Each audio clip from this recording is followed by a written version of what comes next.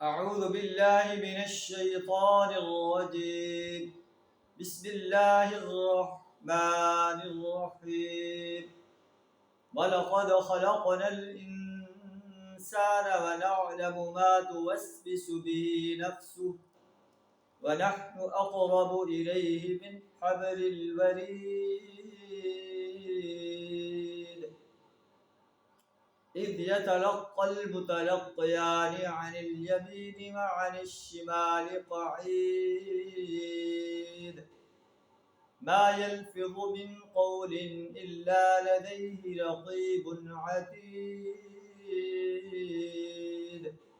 صدق اللہ العظیم. سورہ قاف کا ہم مطالعہ کر رہے ہیں. یوم حساب کے دلائل بیان فرمائے جا رہے ہیں.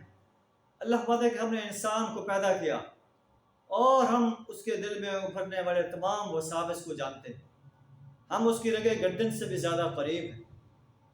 اذ يتلقى المتلقيان عن اليمين وعن الشمال قعيد.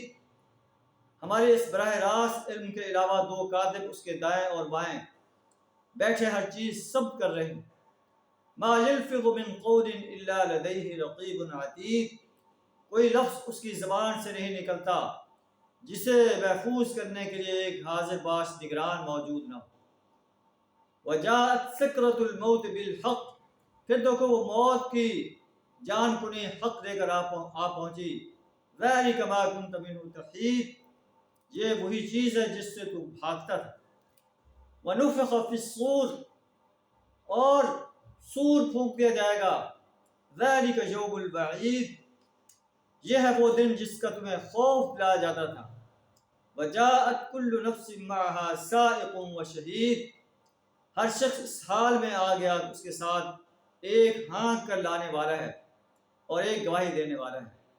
لقد كنت في غفلة من هذا. اس چیز کی طرف سے تو غفلت میں پڑا ہوا تھا. فکشفنا عنك غطاءك. ہم نے وہ پردہ ہٹا دیا جو تیرے آگے پڑا ہوا تھا. فبصرك اليوم حديد. آج تیری نگاہ بڑی تیز ہے. یہ ایک منظر ہے یوم حساب کا. اللہ تعالیٰ ہمیں یوم حساب کے لیے تیاری کرنے کی توفیق عطا فرمائے. وآخر دعوانا الحمد للہ رب العالمین.